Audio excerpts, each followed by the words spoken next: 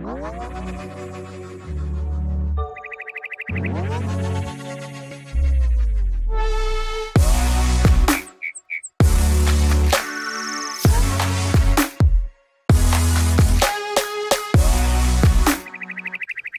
to this June 29th edition of What's Happening in Crypto with Crypto Lark, broadcasting to you from New Zealand and bringing you all of the latest from the world of crypto and beyond. Bitcoin, $5,962. Yes, we are seeing a Bitcoin below $6,000 once again. Ethereum eyeing up the $400 mark. Is anyone out there sleeping? Or is everyone just watching their portfolios sink farther and farther and farther into the red? Well, it may be a good time to be investing in Pfizer. I think they sell the anti-anxiety and anti-depression drugs, don't they? Of course, not everyone is so depressed. Apparently 1/5 of the UK millennials are ready to not sleep at night. They would rather invest in Bitcoin than in real estate. This is an unsurprising story in the sense that the global real estate markets are getting more and more inaccessible to regular human beings. Whereas Bitcoin, especially at current prices, offers a very attractive option. In fact, if you invest in Bitcoin, you might actually be able to afford a house someday. Big news from Binance. Binance Uganda. Yes, Binance Uganda is launching. They are launching a fiat to crypto exchange. Binance's actual first crypto to fiat exchange is being launched in Uganda. Apparently, Changpeng Zhao knows the way. Know the way. We must protect the queen. Only she can show us the way. Let me smell a little. I spit on them.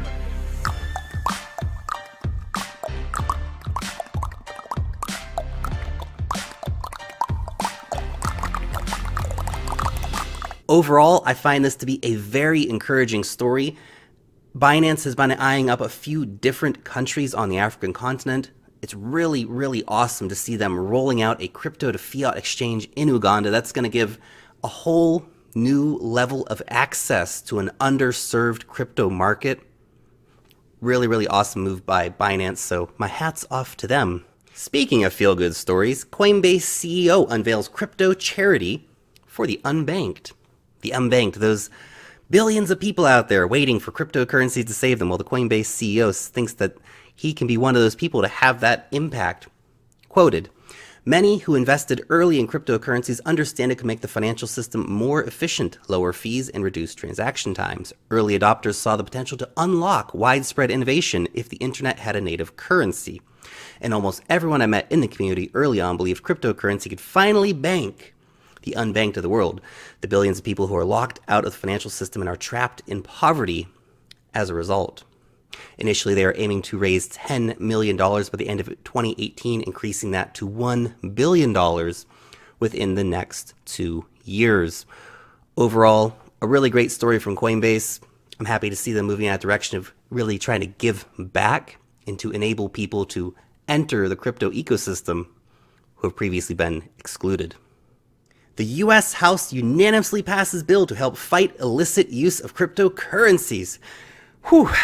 I don't know about you guys, but I'm so happy to see the House stepping in here because I was really, really worried about the illicit use of cryptocurrencies. The quote from the bill goes, "To carry out a study on how virtual currencies and online marketplaces are used to buy, sell, or facilitate the financing of goods or services associated with sex trafficking or drug trafficking." Now, on the face of it, that sounds pretty good, but I'd like to introduce you to this guy. This is a $20 US note, Mr. Jackson, if you will. How many times has this particular bill been used to buy weird porn, buy drugs? There's probably some drugs on it, actually. Maybe. What about paying for sex? That could have happened. What about paying for some bad rap music? That also could have happened. Is that a crime? That could be a crime. The point being, nobody knows where this bill has been. Its history is unknown. And to look at cryptocurrencies and say they're the bad guys is just yet again one of these false narratives being set up by the government saying, see, sex trafficking and drug trafficking, it's all because of the cryptocurrencies, while ignoring the fact that 99% of these transactions take place in dollars. Speaking of drug trafficking, Silk Road's Ross Ulbricht denied review of prison life sentence by the Supreme Court. Now, Ross Ulbricht, in case you don't know, is the creator of Silk Road, arrested and sentenced to life in prison in 2015 for his involvement in the Silk Road marketplace, convicted of helping the distribution of drugs, computer hacking, fraud, and money laundering, among others. Again, so great for the Department of Justice to be out there protecting people, right? Because no one else has ever distributed drugs that kill people. And no one else has ever laundered money that had terrible implications, except for, of course, that the big banks are regularly caught laundering money, and no one really does very much about it. They get a slap on the wrist. They do not go to prison for life. That's a long time, guys. And of course, if we want to talk about drugs, prescription drugs kill over 100,000 people each year. Now, what Ross was enabling was a marketplace where people could buy and sell drugs, and I'm sure that some of the drugs that were sold on there were prescription drugs. A lot of it was probably just weed. And to put someone away for a website for life is obscene. While the big pharmaceutical companies every day have doctors pushing their pills, which are killing people.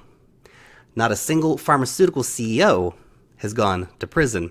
To help highlight this hypocrisy, renegade artist Dominique Esposito has put an 800-pound forged steel sculpture of a burnt heroin spoon outside of Purdue Pharmaceuticals. Purdue is one of the biggest producers of OxyContin, which of course is one of the prime killers when it comes to prescription drugs. Now, they actually just brought this art installation and dropped it in front of the pharmaceutical office. It was, of course, later removed. I can only imagine the reaction of the CEOs when they looked out the window and go, "Oh my God, what is that?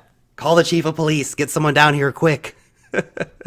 On to our next story. This one is from the weird and the wacky. Inside Bitcointopia, the desert crypto kingdom of the future. Apparently, these guys were not able to get tickets to this year's Burning Man event, so they decided to make their own libertarian Bitcoin paradise based on Disneyland's Epcot out in the middle of the desert. What? Oh, these stories are too good. I can't make them up, guys. This is real life. Apparently, these guys want to set up their own 3,000-acre Bitcointopia, the capital of the United States of Bitcoin. They actually want to set up their own country based on Bitcoin and sweet amusement park rides. Because why not? Confirmed. Travel booking giant Expedia has quietly removed the Bitcoin payment option. Now, I'm not sure a lot of people were even aware that this option existed or that they were using it. I did try to pay one time on Expedia using Bitcoin, but it's unfortunately not available in New Zealand. I'm not sure a lot of people were using this. Unfortunately, we have seen it disappear. I imagine we'll probably see it reappear in a couple of years, but currently, Expedia has taken it away. I don't think many tears are being shed about this, however. An amazing story about sending lots of Bitcoin, in fact, $300 million worth of Bitcoin, and paying a fee of less than 1 US cent. That is shocking. If you were to go to a regular bank and try to send that money, you'd be charged a few percent at least. Because if you have $300 million, you probably have a really, really good bank and really, really good bank rates. But still, that is shockingly low. And when you look at these kind of numbers, you realize how Bitcoin is going to really shock the system of global finance. And the bankers are taking notice. Cryptocurrency firm Circle sees institutional interest spike 30%. This is a reminder that if you are selling Bitcoin now, if you are selling your Ethereum now, on the other end, there is a banker happily buying that from you. All the FUD that's been created, all the old men coming out and talking trash on Bitcoin, all the exchange hacks, all the regulatory BS, All of this has created a situation of fear in the market. And the institutional investors, they're only getting more and more interested. You need to ask yourself, do you want to think like a regular Joe investor and be selling your money? Buy it high, sell it low, the classic equation? Or do you want to be thinking like the big boys and taking this as an opportunity to get involved? Because remember, if you are selling it now, this guy is on the other end.